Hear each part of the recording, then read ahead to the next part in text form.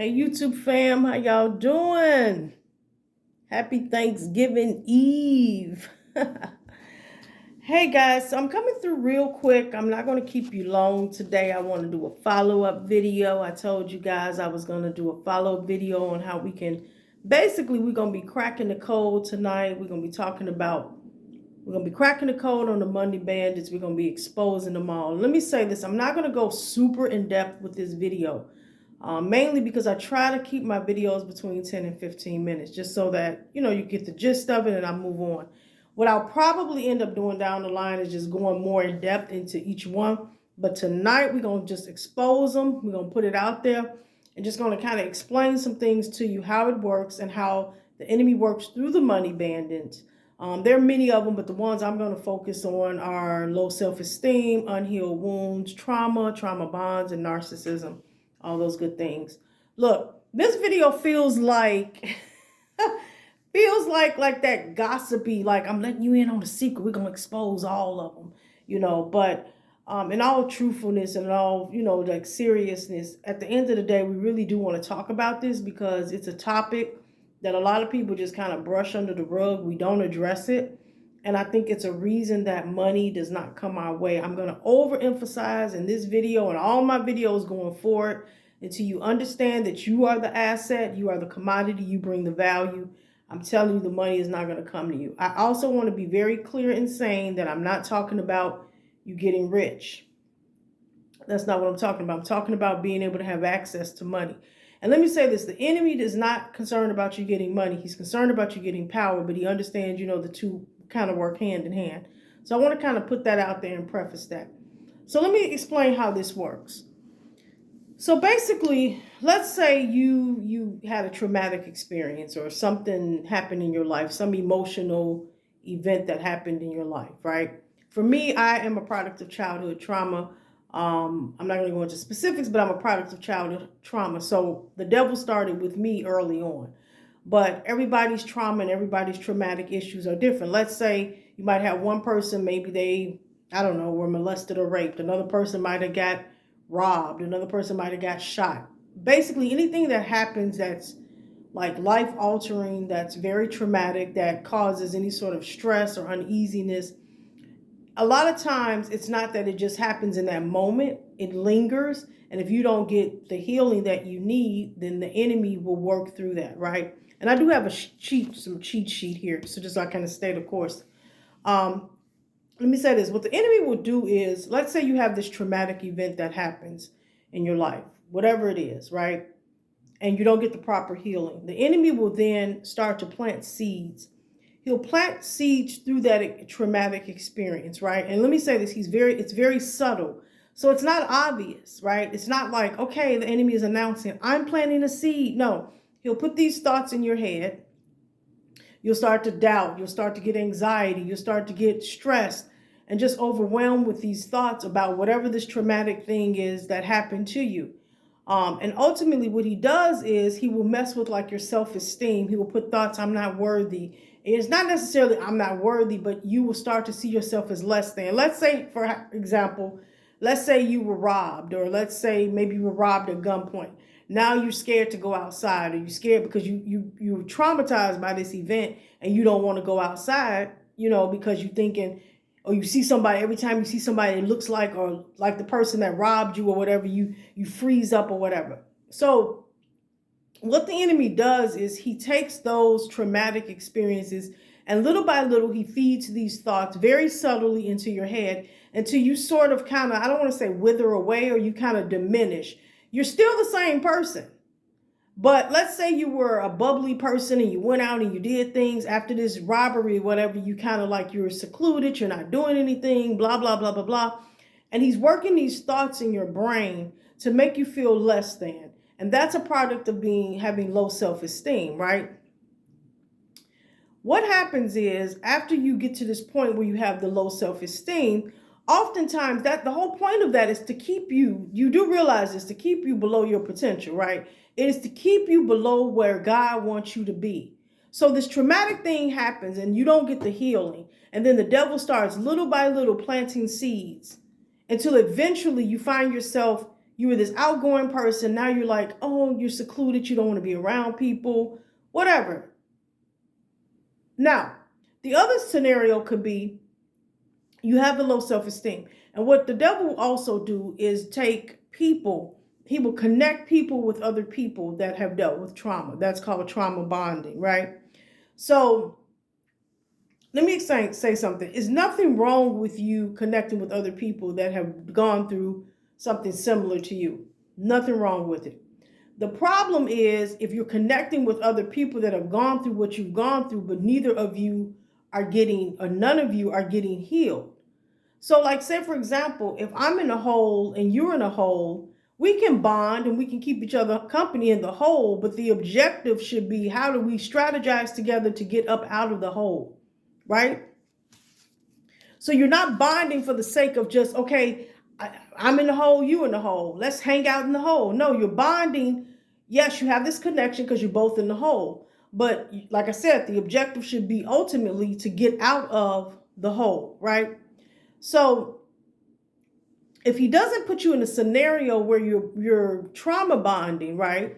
That's one way that these money bandits they keep your money. And I'm going to explain how it connects to money once I kind of go full circle here. But the other thing that the enemy may do, if he doesn't trauma bond you or create a trauma bond, he will use narcissistic people. He will bring people into your life.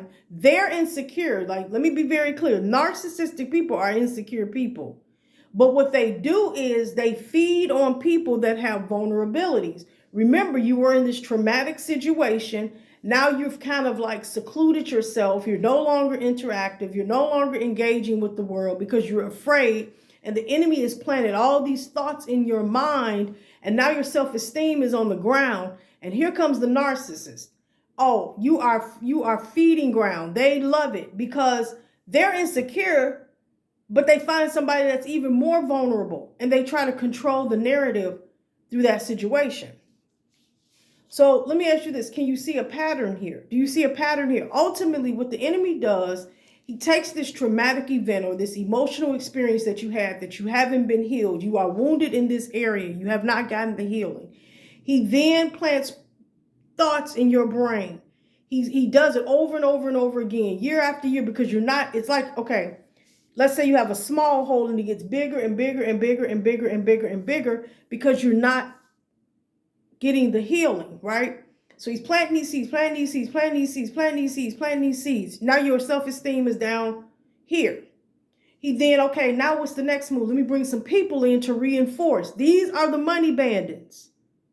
I'm going to bring somebody else in that has trauma so that she can bond or he can bond with this other person. Not a problem if you both are trying to get healed.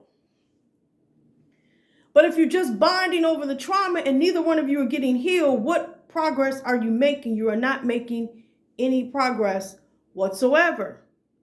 Or if he doesn't cause you to come and connect with other people that have the trauma, he will bring the narcissist to control the narrative in your life. At the end of the day, he does not want you to have power.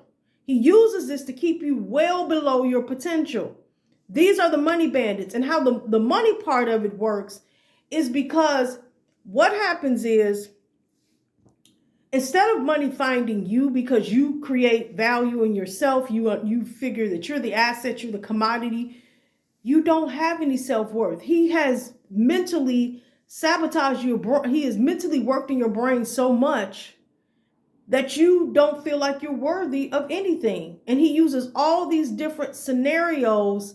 He starts out with what traumatized you. He knows you're not healed in that area. He plants a seed in your head. He keeps planting it until you were up here. Now you're down here. And while you're down here, here comes this person that has that same trauma or something similar. You bond with that person, but neither one of you are trying to get healed. Or he brings the narcissist to control the narrative so that you stay stuck. And until you understand that the money is not the asset, you are the asset. You bring the value. You're the commodity. Until you understand that and get that, he is going to continue to bring the money bandits will continue to be there. You will never get set free. And like I said in the other video, You're going to continue to rob Peter to pay Paul. You're going to continue to see money go in one hand and out the other. And let me also say this. Even when you get the healing that you need, you still have to be careful and continue to work on yourself, because oftentimes the money will find you. But if you still haven't healed all the wounds, if that wounded space, that area of trauma has not been healed, you will get the money. And like I said in one of the other videos, you will self-sabotage. Trust me, I've been through it, been there, done that, know all about it. I wanted to expose these money bandits today and show you how the enemy works. This is not by coincidence. This is a strategy.